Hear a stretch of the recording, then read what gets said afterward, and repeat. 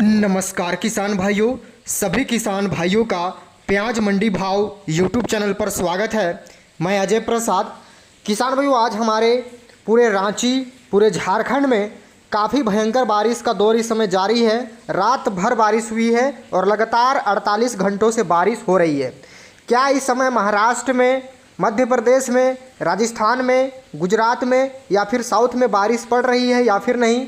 Comment करके ज़रूर बताएं। जितने भी हमारे किसान हैं, व्यापारी हैं, कमेंट करना ना भूलें कि आपके यहाँ बारिश है या फिर नहीं।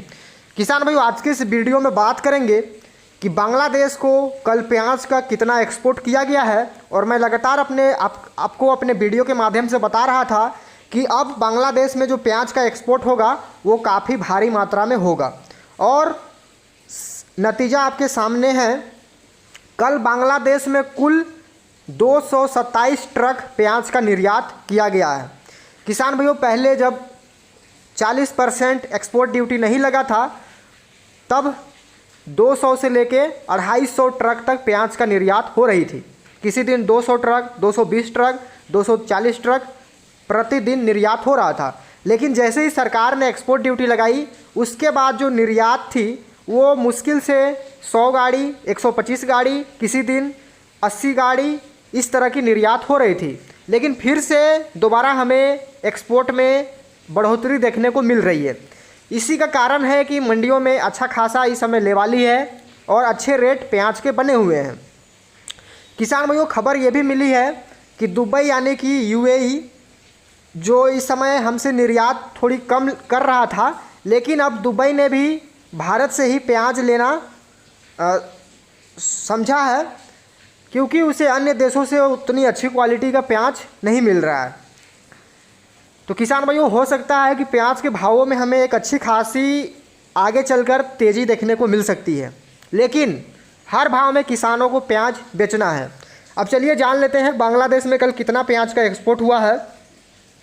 तो सबसे पहले बात करें महदीपुर बॉर्डर की, तो कल महदीपुर बॉर्डर से कुल 121 ट्रक प्याज का एक्सपोर्ट हुआ है। बाकी 20 ट्रक का बैलेंस रहा। हिल्ली बॉर्डर की बात की जाए तो हिल्ली बॉर्डर से कल 46 ट्रक प्याज का निर्यात किया गया है। और अगर गोजदांगा की मैं बात करूं तो गोजदांगा बॉर्डर से कल 60 ट्रक प्याज का निर्यात किया गया है और 47 ट्रक बैलेंस रहा है। यानी कल कुल तीनों ठिकानों को मिलाकर 227 ट्रक प्याज का एक्सपोर्ट किया गया है। मैं लगातार आपको वीडियो के माध्यम से बता रहा था कि बांग्लादेश जो है वो मिस्र, इजिप्ट, ये जो देश हैं इससे काफ़ी भारी मात्रा में प्याज आयात करता था। लेकिन जैसे ही मिस्र ने, यानी इजिप्ट, मिस्र बोलिए या फिर इजिप्ट, दोनों एक ही देश है, जैसे ही इस देश ने निर्यात को पूरी तरह बंद कर दिया अपने देश से, तो कहीं ना कहीं बांग्लादेश का जो रुख था वो हमारे देश की तरफ आ चुका है। और अब भारी बल्क मात्रा में बांग्लादेश को प्याज का एक्सपोर्ट होना है, तो कहीं ना कहीं आगे चलकर हमें प्याज के भावों में एक अच्छी खासी तेज़ी देखने को मिलेगी। किसान भाइयों, लगातार बैठकों का दौर जारी रहा दिल्ली में। केंद्रीय बड़े बड़े मंत्री लोग इस बैठक में शामिल हुए, लेकिन भी कोई नतीजा नहीं निकल पाया, क्योंकि सरकार ने शुरू में ही ये मोनोपोली बना ली है। ना ही हमें 40% एक्सपोर्ट ड्यूटी हटाना है। और एक बात मैं आपको बता रहा हूँ, इस समय सरकार सिर्फ 2 ही चीज़ें सोच रही है।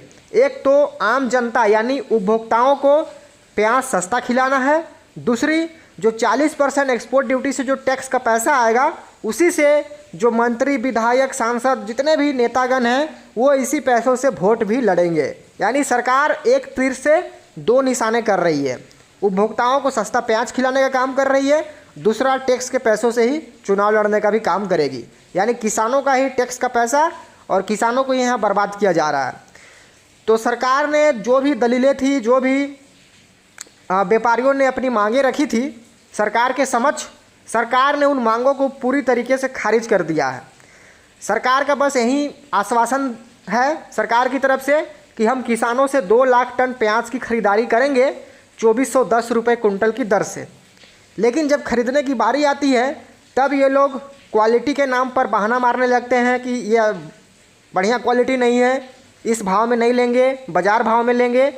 तमाम ऐसी खबरें आने लगती है।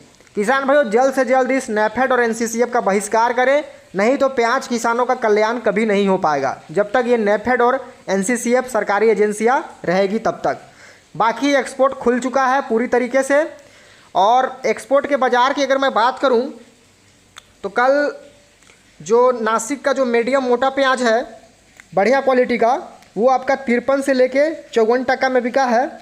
बाकी जो सुपर गोल्टा है वो 57 से 58 टका में बिका है। और नासिक का जो गोल्टा है वो 56 से 57 टका में बिका है। बाकी जो नासिक का गोल्टा गोल्टी है वो 55 से 56 टका में बिका है। बात करें इंदौर की तो इंदौर का प्याज 46 से लेके 51 टका में बिका है। यानी कि भावों में भी कुछ हमें तेज़ी देखने को मिल रही है, लगभग 3 से 4 टका का अंतर है पिछले दिनों के मुकाबले। किसान भाइयों बांग्लादेश पिछले 2 दिनों से निर्यात एक्सपोर्ट बंद था, इस कारण से एक संग 227 ट्रक प्याज का एक्सपोर्ट किया गया है।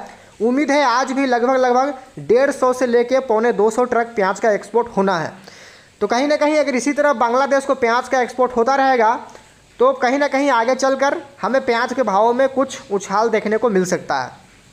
बाकी अगर दुबई ने भी मान लिया, ठान लिया पूरी तरीके से कि हमें प्याज भारत से ही लेना है, तो फिर तो प्याज में तेज़ी आने से कोई नहीं रोक सकता है। क्योंकि किसान भाइयों मिस्र ने पूरी तरीके से किसी भी देश को प्याज देने से मना कर दिया है। तो इस समय दुबई का भी प्रयास है कि ज़्यादा से ज़्यादा भारत से ही प्याज की खरीदारी करें, क्योंकि उनको क्वालिटी काफ़ी शानदार चाहिए, काफ़ी तीखा प्याज चाहिए उनको, जो क्वालिटी हमारे पास है। इसलिए किसान भाइयों घबराएं नहीं, धैर्य संयम बना के रखें।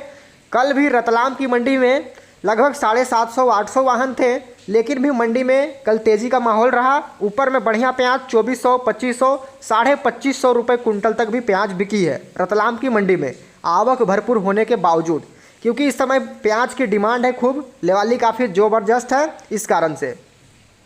बाकी जो मीडियम प्याज है एवरेज क्वालिटी वो भी 2000 से लेकर 2200-2300 रुपये कुंटल के आसपास बिकी है। यानी लगातार हमें प्याज के भावों में सुधार होता हुआ दिख रहा है।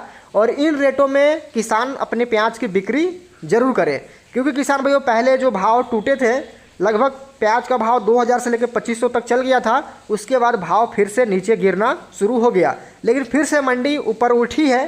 तो इस भावों में किसानों को प्याज बेचना चाहिए। किसान भाइयों इस समय जितने भी महाराष्ट्र के व्यापारी हैं, किसान हैं, इस समय भी मंडियां वहां पे बंद है। और कल 2 अक्टूबर गांधी जयंती है, तो कल भी मंडियां बंद ही रहेगी। बाकी मुझे व्यापारी और किसान भाई कमेंट करके बताएं कि क्या मंगलवार से यानी 3 अक्टूबर से नासिक की लासलगांव, पीपलगांव मंडी, जितनी भी मंडियां हैं वो खुलेगी या फिर नहीं खुलेगी, कि व्यापारियों का हड़ताल जारी रहेगा, ये कमेंट करके ज़रूर बताएं। बाकी कल इंदौर की मंडी चालू रहेगी। बाकी कल रतलाम की मंडी, शाजापुर की मंडी में अवकाश है 2 अक्टूबर गांधी जयंती के अवसर पर, तो कोई भी किसान प्याज लाने से बचे। बाकी कल इंदौर की मंडी में बिक्री लेवाली कल चालू रहेगी, प्याज किसान अपनी उपज लेकर आ सकते हैं। तो किसान भाइयों ये थी जानकारी, अच्छी लगी तो वीडियो को लाइक कर दे, चैनल को सब्सक्राइब करें। मिलते हैं नेक्स्ट वीडियो में। जय हिंद, जय भारत, जय जवान, जय किसान, वंदे मातरम।